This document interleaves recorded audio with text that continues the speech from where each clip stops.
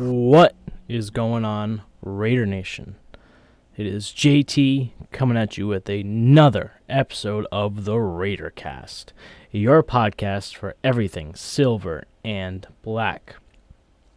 Today, I'm going to be talking about what we saw in the recent win over the Broncos on Sunday and talk about what we did right that we should continue doing in order to win games as we go through the rest of the season. We still have 13 games left to play. One game before our bye week. We have the Chiefs on Monday Night Football, but I'm not going to be talking about that game today. That's going to be for the pregame show with NJ Raider Nation, so stay tuned for that later in the week. But today I want to talk about what happened in the win and why and what we should continue doing in order to win games as we go along. But first, I want to talk about the big thing that we need to fix now, or it's going to be a very big issue later on, and that is the red zone in general. Offensively, we suck in the red zone. Defensively, we suck in the red zone. We are ranked in the bottom half or even the bottom 10 on each side of the ball.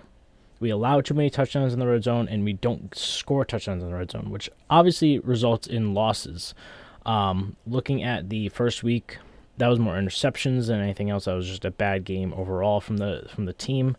Didn't score enough touchdowns. Obviously, we had issues in the red zone in that game as well. The Cardinals game, we did fine in the red zone the first half. In the second half, we couldn't even get to the field goal range, never mind scoring a touchdown. So that was another issue. Week 3 was where the red zone issues really flared up. We did not score enough points in the red zone. We crawled our way back into that game, but it was too little too late. We relied too much on a 2-point conversion to tie the game, not even win the game, to tie the game. We needed to score way more points in the red zone than we did. I love Daniel Carlson. He's on my fantasy team. So, I love getting all those points, but I'd rather get all those points from extra points than from field goals. I'm tired of seeing him every time we get into the red zone. I'm just sick of it. We need to get better. That was the issue with the Gruden era of the Raiders. We had terrible red zone play calling. We did not score a lot in the red zone. And if this issue continues, it's just going to be very hard to win. As we saw, many times we should be winning these games, but we would never score in the red zone. We wouldn't be able to come back, or we wouldn't be able to hang on to a lead. We would easily give up leads. Even in this recent game, it was a major issue in the second half of not scoring enough touchdowns. It was 19-16 heading into the half. We scored a defensive touchdown and one, regular touchdown. Missed an extra point, but we got a couple field goals. But again, like I said, we did not score enough in the red zone in the second half. The Broncos almost came back, and honestly, when it was 25-22 or 25-23, I was thinking to myself, this is going to happen again. We're going to get the ball, we're only going to get a field goal, and then the Broncos are going to storm down and get a touchdown. And then the game would be over or something like that, or we wouldn't be able to come back, or the offense would have the ball to end the game and we wouldn't be able to get down the field and score like the previous 3 weeks. But what happened this time was we actually went down the field. We actually got a touchdown when we needed to. So that is the key that we need to do. We can score field goals as long as we get points, but it gets to a point where we need to start putting games away, especially when we have a lead. We have never put away I don't remember the last time we put away a game other than like week 10, the Broncos in 2020, when we had an insanely good defensive game and it was like 38-10 as the final score. Very few times in the past, 4 or 5 years we've been able to put away games. So we need to start doing that. This game we did. We put a game away as close as it was at one point. We put the game away when it mattered most. So moving on, away from our negatives for right now, this is definitely something we need to improve on. But moving forward, looking at the offense, these are the blueprint that they put forward on this game that we need to continue doing. Feed Jacobs. Jacobs had 28 carries for 144 yards, 2 touchdowns. And what happened? We won the game. We gave him, I think, combined almost less than that in the previous weeks. I think he had 10 attempts week 1. He had 19 attempts week 2 and 13 attempts last week. So he did not have a lot of attempts previous to this game. He almost, doubled his attempts on the season. But every time he had the ball in the previous weeks, he got yardage. He was averaging like over 4.5 a carry, which is excellent for a running back. And what this also tells me is that the O-line is extremely good at run blocking, especially when Alex Bars is in. I think Alex Bars has stepped up and really played really well, mostly in the run game. But if that's what we need to do to win games, is focus on block schemes and getting Josh Jacobs the ball, or Zamir White the ball, or even Brandon Bolden or Britton Brown or whoever's back there, Amir Abdullah. If we need to focus on getting them the ball more, we need to do that. We passed 75% of the time in weeks 1 through 3. This time it was a much more even split. We ran the ball more than we passed this time, only by like 4 attempts. So it was extremely balanced. And 4 of those attempts, or 5 of those attempts, came from Carr. So Carr's making plays with those legs, which is one of my points I'm going to get to later on. But the important thing is we're finally getting the run game and we're sticking to it. In the Arizona game, we had the first drive, he had like 8 carries for like 50 yards or something crazy like that, and he looked exceptional. But the issue was we abandoned the run game and started passing way too much. And then that would result in like easy 3-and-outs. The defense would be back on the field. We would abandon the run game and we would never get back to it because we would be down too much. Now we need to continue with the run game. We need to continue using it.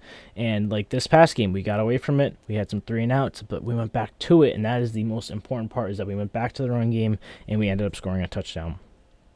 The second point is we need to feed Adams when we actually use it, which is what we did this past game. We gave him 13 targets, and he caught 9 of them for 101 yards. No touchdowns, but that's okay. He doesn't need a touchdown every game. He already has 3 already on the season, which is crazy. But we need to let Adams just be Adams. We're using the run game to open up the pass game. And when we have the pass game open, just let Adams get open. He'll make plays. He'll catch the ball. If it's thrown well enough that he can catch the ball, he'll catch the ball. He has 0 drops on 46 targets so far this season.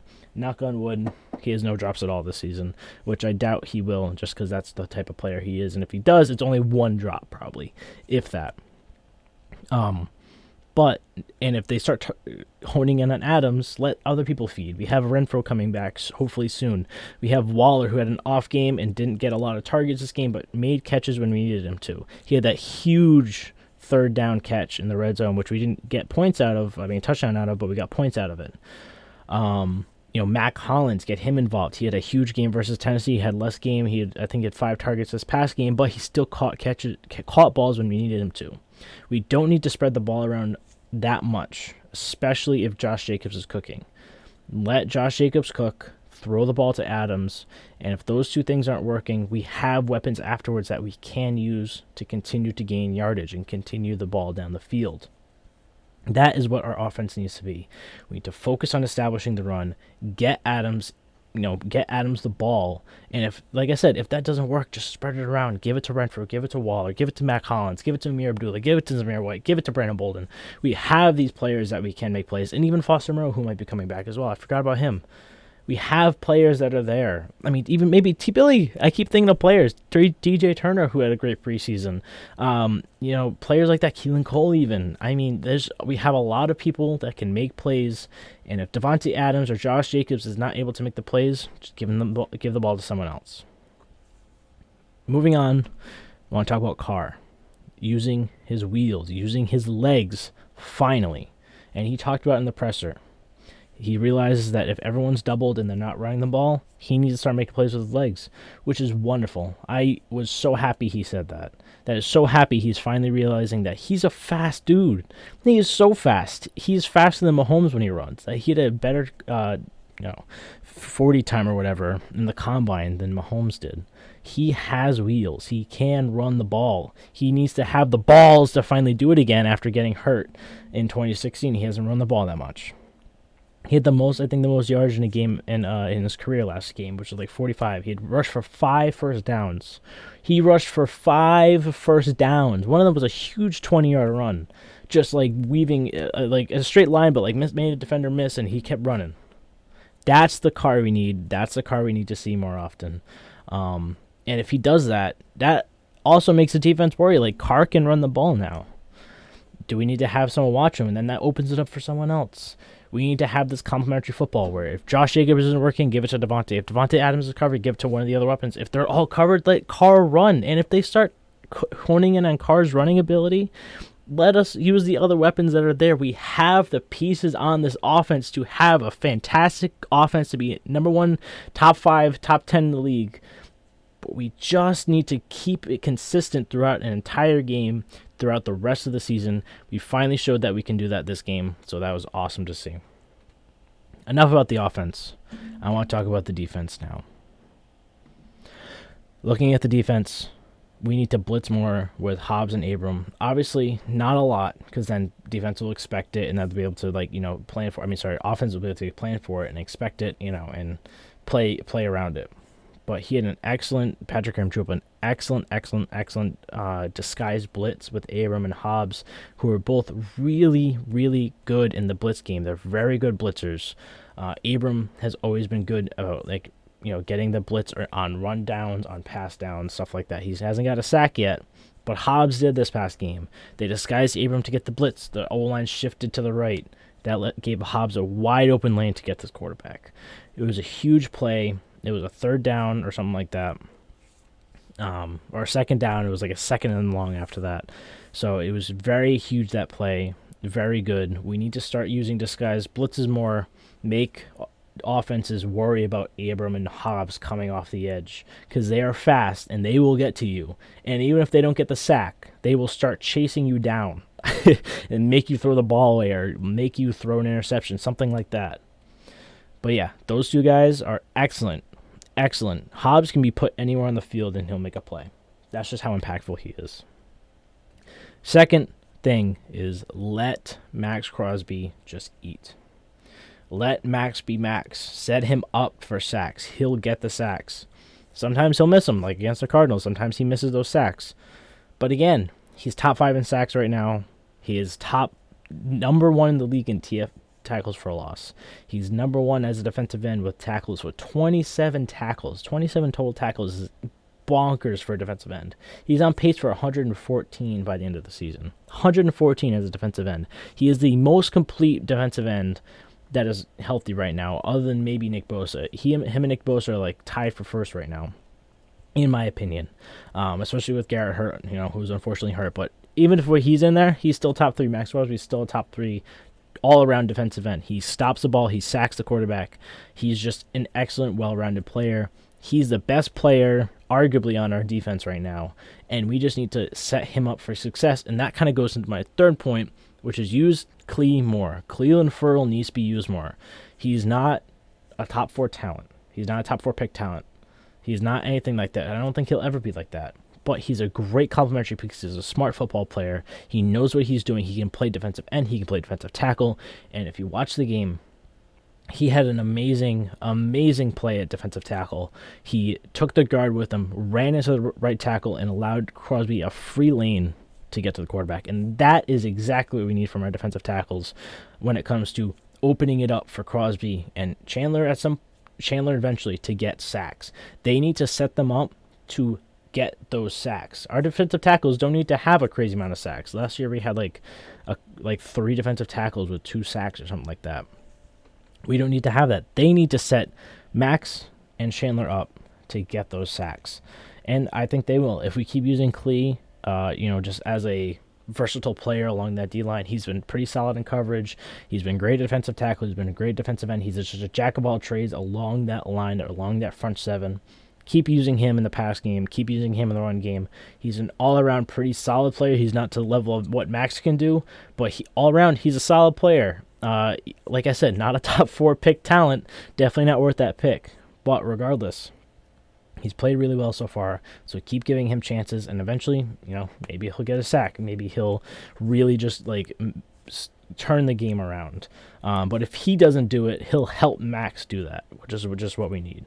But yeah, those are my thoughts on what the coaching staff, what the Raiders need to do going forward. We have the blueprint how to win. Run the ball, feed Adams.